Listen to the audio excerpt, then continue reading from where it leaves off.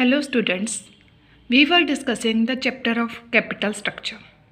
Today we are going to discuss our new topic, which is factors affecting the choice of capital structure. What is capital structure? Capital structure is the proportion of different long-term sources of capital for completing the requirement of total capital by a firm. Capital structure क्या होता है students? किसी भी firm का total capital उसे कितनी चाहिए, वो उसे किस सोर्स से लेता है, वो उसका कैपिटल स्ट्रक्चर होता है। जैसे मान लो मुझे मेरे बिजनेस के लिए टोटल 1 करोड़ रुपीज़ चाहिए, जिसमें से 50 लाख में इक्विटी इशू करके, 20 लाख में प्रेफरेंस शेयर कैपिटल इशू करके एंड 30 लाख में डिबेंचर्स इशू करके गेन कर रही हूँ, कलेक्ट कर रही हूँ। तो ये क्या हो जाएगा मेरा कैपिटल स्ट्रक्चर। 50 लाख की कैपिटल इक्विटी, 30 लाख के डिबेंचर्स एंड 20 लाख के प्रेफरेंस शेयर्स। तो आज हम बात करेंगे स्टूडेंट्स उन फैक्टर्स की जो हमारी कैपिटल स्ट्रक्चर की चॉइस को, कि कितने डिबेंचर से इशू करे कैपिटल, कितनी इक्विटी से, कितनी प्रेफरेंस से, या कौन सा इसमें से मिक्स यूज़ करे, कौन से सोर्स यूज़ करें, उसको अफेक्ट करते हैं। वो फैक्टर्स आज हम स्टडी करेंगे। तो पहले स्टूडेंट्स हमें यहाँ देखो एक टूल किट में क्या बोला हुआ है, capital structure versus EBIT EPS. ये क्या बोलता है कि आपकी कैपिटल टोटल रिक्वायरमेंट जितनी है वो उतनी ही रहेगी, चाहे आप उसको किसी सोर्स से ले लो। जैसे मैंने अभी बोला 1 करोड़, तो चाहे मैं पूरी 1 करोड़ इक्विटी से इश्यू कर लूँ, चाहे 50 लाख में इक्विटी 50 प्रेफरेंस से कर लूँ, चाहे 50 लाख में इक्विटी से और 50 लाख में डिबेंचर से इशू कर लूँ। तो मतलब क्या है कि जो मेरा कैपिटल स्ट्रक्चर है वो ईबीआईटी को अफेक्ट नहीं करता, बल्कि मेरा जो कैपिटल स्ट्रक्चर है वो ईपीएस को अफेक्ट करता है, क्योंकि कैपिटल स्ट्रक्चर की वजह से ही मेरे इंटरेस्ट वगैरह बनते हैं, डिविडेंड वगैरह बनता है और उसका टैक्स इम्प्लीकेशंस होता है। तो कैपिटल स्ट्रक्चर आपके ईपीएस को अफेक्ट करता है, ना कि ईबीआईटी। और कैपिटल स्ट्रक्चर आपके ईबीआईटी को अफेक्ट नहीं करता, सिर्फ ईपीएस को करता है। तो स्टूडेंट्स पहला फैक्टर जो हमारे कैपिटल स्ट्रक्चर को अफेक्ट करता है वो है cash flow position. Cash flow position से हमारा मतलब है कि कैश की क्या पोजिशन है हमारे पास, कैश के इनफ्लोज और आउटफ्लोज।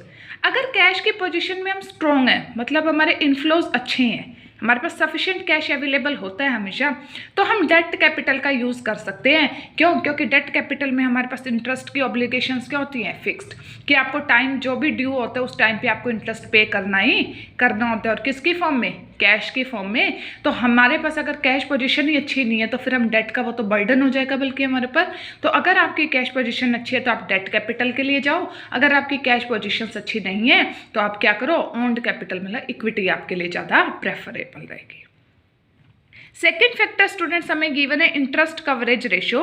ये वो रेशियो होती है जो हमें ये बताती है कि हमारा जो ईबीआईटी है, मतलब जो profits before interest and taxes है, वो इंटरेस्ट के कितने टाइम्स हैं। मतलब लेट अस सपोज कि मेरा इंटरेस्ट 10 रुपीज़ बन रहा है और मेरा ईबीआईटी 100 है। इट मीन्स मैं 10 टाइम्स क्या कर रही हूँ, प्रॉफिट्स अर्न कर रही हूँ मेरे इंटरेस्ट के। तो जितनी ज़्यादा रेशियो हाई होगी उतना ज़्यादा आपकी क्या होगी, डेट कैपिटल आप यूज़ कर सकते हो। क्यों? क्योंकि आपके प्रॉफिट्स क्या बहुत सफिशिएंट है, आप इजीली क्या कर लोगे, फिक्स्ड ऑब्लिगेशंस जो आपके फाइनेंशियल चार्जेस इंटरेस्ट को लेके बन रहे हैं वो आप इजीली रीपे कर सकते हो। ठीक है स्टूडेंट्स। और अगर आपकी ये रेशियो कम आती है तो आपको फिक्स्ड फाइनेंशियल चार्जेस का बर्डन हो जाता है आपके ऊपर। तो ऐसी सिचुएशन में आपको डेट कैपिटल का यूज़ कम करना चाहिए। उसके बाद स्टूडेंट्स हमें नेक्स्ट दी हुई है डेट सर्विस कवरेज रेशियो। ये रेशियो क्या बताती है कि हमारे जो प्रॉफिट्स हैं, देखो हमने इंटरेस्ट कवरेज में ईबीआईटी लिया स्टूडेंट्स, तो ईबीआईटी जरूरी थोड़ी ना हमें कैश में रियलाइज हो चुका होगा सारा। इसमें से बहुत सारे हम ऐसे एक्सपेंसेस भी माइनस करते हैं जैसे डेप्रिसिएशन वगैरह, जिसका कोई कैश में पेमेंट नहीं होती। तो मे बी ये दिखाएगा कि हमारा ईबीआईटी 100 है और इंटरेस्ट 10 रुपीज़ है, लेकिन हो सकता है 100 कब आया हो, जब 20 का डेप्रिसिएशन माइनस किया हो। तो अब डेप्रिसिएशन तो नॉन कैश है, तो हमारे पास 20 डेप्रिसिएशन का कैश भी हमारे पास ही है, तो प्रॉफिट्स तो 120 हो गए ना वहाँ पे। तो इसीलिए एक नेक्स्ट रेशियो हमें डिस्कस करनी पड़ी स्टूडेंट्स, जिसको हम क्या बोलते हैं, DSCR। तो यहाँ पे हम प्रॉफिट लेंगे कौन सा, आफ्टर टैक्स, ऐसा प्रॉफिट जिसमें से टैक्स क्या हो चुका हो, डिडक्ट हो चुका हो। और अगर टैक्स डिडक्ट हो गया स्टूडेंट्स तो इंटरेस्ट तो टैक्स से भी पहले डिडक्ट होता है, तो अब मुझे इंटरेस्ट फिर से क्या करना पड़ेगा, ऐड करना पड़ेगा। डेप्रिसिएशन ऐड कर देंगे क्योंकि वो क्या है, नॉन कैश एक्सपेंस है। और डेप्रिसिएशन के अलावा भी अगर कोई और नॉन कैश एक्सपेंस भी आपके हुए हैं तो वो भी आप क्या कर दोगे, ऐड। और डिवाइड किससे करेंगे, जो आपके फिक्स्ड ऑब्लिगेशंस है, जैसे प्रेफरेंस का डिविडेंड है, इंटरेस्ट के चार्जेस है, और रीपेमेंट के डिबेंचर्स को हम रिडीम भी करते हैं ना, जैसे मैंने 10 लाख के डिबेंचर्स लिए और इस साल 2 लाख के डिबेंचर्स का मेरे को रिडम्पशन करनी है, उनके पैसे वापस देने हैं, तो वो क्या होती है, रीपेमेंट ऑब्लिगेशन। तो स्टूडेंट्स ये रेशियो भी ऐसे ही कि जितनी ज़्यादा हाई होगी उतनी हमारी पोजीशंस अच्छी हैं, स्ट्रॉन्ग है, तो हम डेट कैपिटल का उतना यूज़ कर सकते हैं। उसके बाद स्टूडेंट्स हमारे पास नेक्स्ट है रिटर्न ऑन इन्वेस्टमेंट ROI। तो इसको निकालने का फॉर्मूला क्या होता है, EBIT अपॉन टोटल इन्वेस्टमेंट, की हम टोटली कितना EBIT ऑन कर रहे हैं हमारी टोटल इन्वेस्टमेंट पे। तो स्टूडेंट्स अगर हमारी मल्टीप्लाई 100 कर दोगे तो रेट आ जाएगी आपके पास। अगर हमारी rate of return on investment ज़्यादा आती है किससे, डेट की इंटरेस्ट रेट से, तो हमें डेट को यूज़ करने का बेनिफिट मिलेगा। अगर हमारी rate of return on investment कम आती है डेट की कॉस्ट से, तो हमें कोई भी बेनिफिट डेट कैपिटल का नहीं मिलेगा। इवन हमारा EPS क्या चला जाएगा, पहले वाले EPS से भी डाउन चला जाएगा, जो ट्रेडिंग ऑन इक्विटी में भी हमने डिस्कस किया था। उसके बाद स्टूडेंट्स एक और पॉइंट है सेल्स ट्रेंड। सेल्स ट्रेंड क्या कहता है कि अगर आपकी सेल्स यूनिफॉर्म बेसिस पे हो रही है या इंक्रीजिंग हो रही है, मतलब हर ईयर आपकी सेल्स इंक्रीज हो रही है, तो इट मीन्स आप प्रॉफिट्स अच्छे अर्न कर रहे हो। तो अगर आप प्रॉफिट्स अर्न कर रहे हो तो आप फिक्स्ड ऑब्लिगेशंस की भी पेमेंट कर लोगे, तो डेट कैपिटल का आप यूज़ कर सकते हो। लेकिन अगर आपके सेल्स ट्रेंड अच्छे नहीं है, डाउनवर्ड जा रही है आपकी सेल्स हर ईयर, तो आपको डेट कैपिटल का यूज़ कम कर देना चाहिए। उसके बाद स्टूडेंट्स नेक्स्ट पॉइंट है cost of debt. Cost of debt के बारे में वो क्या कहता है कि अगर इंटरेस्ट की कॉस्ट काफ़ी कम है इंटरेस्ट की रेट मार्केट रेट से, तो आपको क्या करना चाहिए, डेट का यूज़ करना चाहिए, अदरवाइज आपको डेट का यूज़ नहीं करना चाहिए। फिर स्टूडेंट्स देखो एक क्या कह रहा है टैक्स रेट।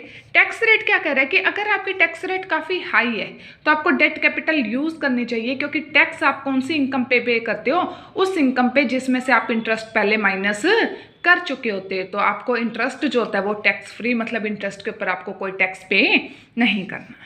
एक एग्जाम्पल में भी शो किया हुआ स्टूडेंट्स की, जैसे मान लो कि हम 100 रुपीज़ का लोन लेते हैं और जो हमारी रेट ऑफ इंटरेस्ट है वो 10% है इस पर, तो हमने कितना इंटरेस्ट पे किया, 10 रुपीज़ का, और रेट ऑफ टैक्स कितनी है, 30%। तो देखो स्टूडेंट्स अगर हमारा इंटरेस्ट ना होता तो मान लेते हैं कि एक बार के लिए कि हमने जो अर्न की थी इनकम वो भी 100 रुपीज़ थी, तो 30% मतलब 30 रुपीज़ हम टैक्स पे करते।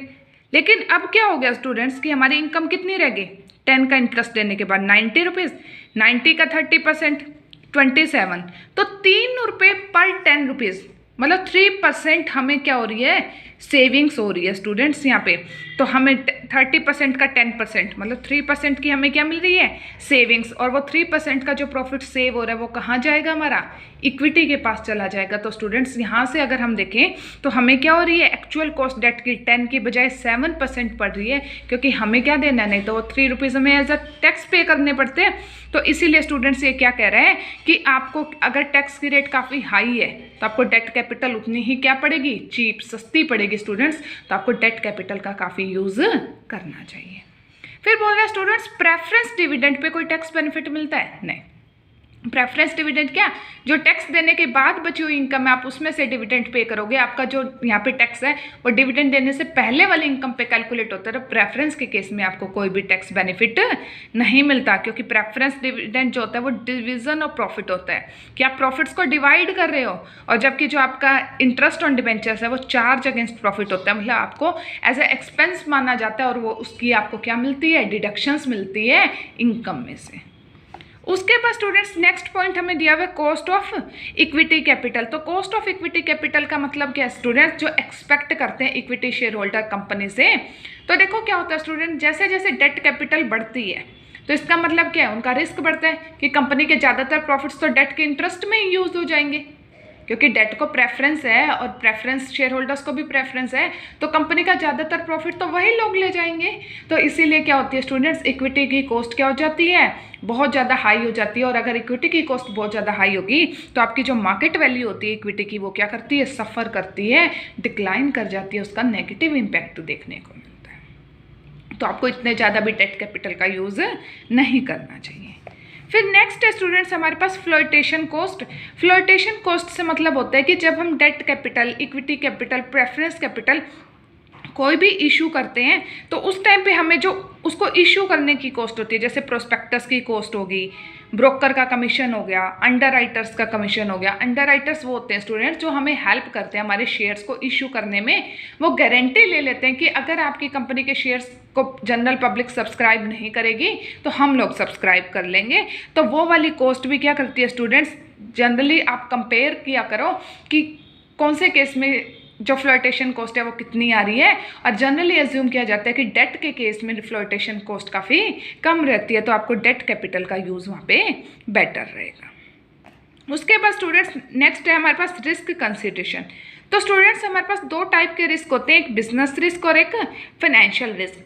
बिजनेस रिस्क हमारा रिलेटेड होता है जो हमारे फिक्स्ड एक्सपेंसेस होते हैं बिजनेस से रिलेटेड, जैसे रेंट वगैरह हो गया, किसी की सैलरी अगर फिक्स्ड है तो वो सब कुछ, तो वो क्या होते हैं हमारे पास फिक्स्ड बर्डन डालते हैं कि चाहे हमारी इनकम कितनी भी हो हमें वो एक्सपेंसेस तो पे करने पड़ते हैं।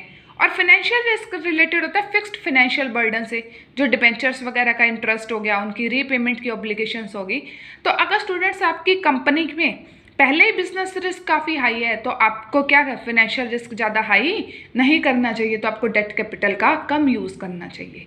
लेकिन अगर आपका बिजनेस रिस्क कम है, आपके ऊपर फिक्स्ड बर्डन नहीं है किसी भी टाइप के रेंट वगैरह का, तो आप क्या कर सकते हो, फाइनेंशियल रिस्क ले सकते हो। तो वहाँ पे आप क्या करोगे, डेट कैपिटल का यूज़ कर सकते हो। ओके स्टूडेंट्स, उसके बाद नेक्स्ट पॉइंट हमें दिया हुआ है फ्लेक्सिबिलिटी, कि आप कोई भी कैपिटल स्ट्रक्चर चूज़ करो तो उसमें फ्लेक्सिबिलिटी को भी ध्यान में रखो।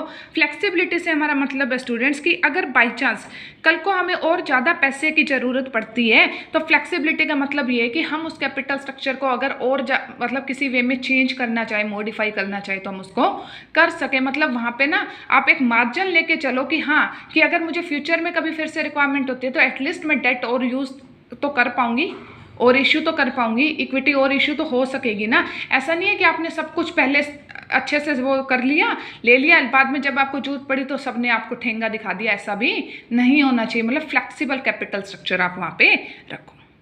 उसके बाद स्टूडेंट्स क्या कह रहे हैं, नेक्स्ट पॉइंट कंट्रोल। तो ये तो आप सबको पता है कि इक्विटी शेयर होल्डर्स के पास क्या होता है students, voting right. Preference share holders के पास किसी एक्सेप्शनल केसेस में होता है, और डेट के पास कोई वोटिंग राइट नहीं होता। अगर आप अपनी एडिशनल कैपिटल इक्विटी से इशू करोगे तो मतलब और शेयर होल्डर्स आएंगे तो वोटिंग राइट उनके पास भी जाएगा, तो आपके वोट की वैल्यू भी कम होगी। प्लस स्टूडेंट्स आपका जो कंट्रोल है वो क्या हो जाएगा, काफ़ी हैंड्स में डिस्बर्स हो जाएगा। तो उस वाली सिचुएशन में अगर आप कंट्रोल अपने ही हैंड्स में रखना चाहते हो तो आप क्या करो, गो फॉर डेट और प्रेफरेंस शेयर कैपिटल। ठीक है, क्योंकि अगर आप इक्विटी इशू करोगे तो आपका कंट्रोल क्या हो जाएगा, आपके हाथों से चला जाएगा, कंट्रोल डिस्पर्स हो जाएगा। ओके स्टूडेंट्स, उसके बाद नेक्स्ट है हमारे पास रेगुलेटरी फ्रेमवर्क। रेगुलेटरी फ्रेमवर्क क्या बोलता है स्टूडेंट्स, कि हमें जो कंपनीज लॉ है 2013 सेबी की guidelines, securities and exchange board of India, उसके गाइडलाइंस के अकॉर्डिंग भी क्या करना पड़ता है, वर्क करना पड़ता है स्टूडेंट्स। ये नहीं है कोई भी कंपनी क्या कर सकती है, फुल्ली डेट कभी भी नहीं होती। तो आपको क्या होती है, उसके अकॉर्डिंग जो प्रिस्क्राइब्ड रेशियोज हैं, जैसे 2:1 कि आप डेट कितनी इक्विटी से डबल की यूज़ कर सकते हो, 4:1, किसी केस में 4:1 भी है, किसी इंडस्ट्री के लिए 6:1 भी है। तो आपको उसके अकॉर्डिंग क्या करना पड़ता है स्टूडेंट्स, अपना कैपिटल स्ट्रक्चर फॉर्मुलेट करना पड़ता है। उसके बाद क्या कह रहे हैं स्टूडेंट्स, स्टॉक मार्केट कंडीशंस। तो स्टॉक मार्केट कंडीशंस भी आपके कैपिटल स्ट्रक्चर को अफेक्ट करती है। जैसे हमारे स्टॉक मार्केट में जब बूम पीरियड होता है, मतलब अपवर्ड ट्रेंड होता है, तो उस टाइम लोगों को क्या होता है कि रिस्क लेना पसंद करते हैं लोग, काफ़ी इन्वेस्टमेंट्स हाई जा रही होती हैं। तो वहाँ स्टूडेंट्स क्या होता है कि अगर आपको रिटर्न मिल रही है अच्छे वाली, मतलब इन्वेस्टमेंट्स अच्छी हो रही है, मार्केट में ग्रोथ हो रही है, तो आप रिस्क भी लेने को तैयार हो जाते हो। और इक्विटी शेयर कैपिटल रिस्की है तो क्या हुआ, तो इन्वेस्टर्स वहाँ पे इक्विटी परचेज करने के लिए क्या होते हैं, रेडी होते हैं।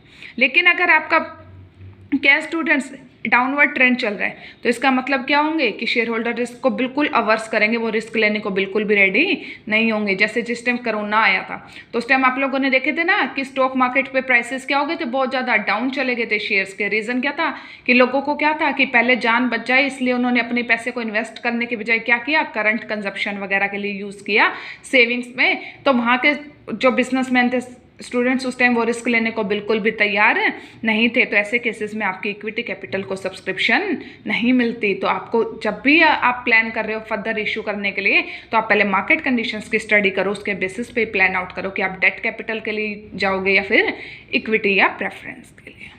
उसके बाद स्टूडेंट्स नेक्स्ट है हमारे पास capital structure of other companies. ये तो ऑब्वियस ही बात है स्टूडेंट्स कि हमारे कंपटीटर्स हमें हर वे में अफेक्ट करते हैं, तो कैपिटल स्ट्रक्चर के लिए भी करेंगे, क्योंकि हमारा कैपिटल स्ट्रक्चर कहीं ना कहीं उन्हें अफेक्ट करता है और उनका कैपिटल स्ट्रक्चर कहीं ना कहीं हमें अफेक्ट करता है। फिर क्या गिवन है स्टूडेंट्स, एक और पॉइंट, यूज़ ऑफ फंड्स। अगर आप फंड्स को प्रोडक्टिव पर्पस में, मतलब प्रोडक्शन के लिए यूज़ करने वाले हो, तो आपके लिए डेट कैपिटल भी बेटर है, क्योंकि प्रोडक्शन करोगे तो आपकी क्या होंगी, रेवेन्यू भी अर्न होगा और आप क्या कर पाओगे, डेट की फिक्स्ड ऑब्लिगेशंस मीट कर पाओगे। लेकिन अगर अनप्रोडक्टिव पर्पसेस के लिए, जैसे कि आप क्या कर रहे हो, furnishing the rooms of executives, जो ऑफिस वगैरह होते हैं एग्जीक्यूटिव्स वगैरह के, CEO वगैरह के, MD वगैरह के, अगर आप उन रूम्स की डेकोरेशन में, फर्निशिंग में वो यूज़ कर रहे हो, तो वहाँ से आपको कोई रेवेन्यू नहीं मिलेंगे स्टूडेंट्स। तो वो आपकी मनी तो आपने यूज़ कर दी, लेकिन अब उसकी फिक्स्ड ऑब्लिगेशन के लिए रेवेन्यू कहाँ से आएगा। तो ऐसे केसेस में आपको इक्विटी वगैरह कैपिटल के लिए ज़्यादा बेटर रहते हैं। फिर एक और पॉइंट है स्टूडेंट्स हमारे पास, period of finance. Period of finance क्या कहते हैं कि अगर आपको जो फाइनेंस की रिक्वायरमेंट एक स्पेसिफिक टाइम पीरियड के लिए 5-10 सालों के लिए चाहिए, बस उसके बाद नहीं चाहिए, तो डेट कैपिटल या प्रेफरेंस के लिए आप जा सकते हो, क्योंकि वो क्या होती है, रिडीमेबल होती हैं। उसके बाद आप उनको 5 साल के लिए उनका पैसा यूज़ करो और उसके बाद उनका पैसा उन्हें वापस कर दो। लेकिन अगर आपको इनडेफिनेट पीरियड के लिए चाहिए स्टूडेंट्स, मतलब जिसका आपको नहीं पता कि कितने टाइम पीरियड के लिए हमें वो चाहिए, बहुत लंबे टाइम पीरियड के लिए चाहिए, तो आप क्या करोगे वहाँ पे, इक्विटी के लिए, क्योंकि इक्विटी की रिडम्पशन आप अपनी लाइफ टाइम में कंपनी कभी भी नहीं करती। I think students this topic is clear to you all. If you have any doubts you can ask me. Okay students, thank you.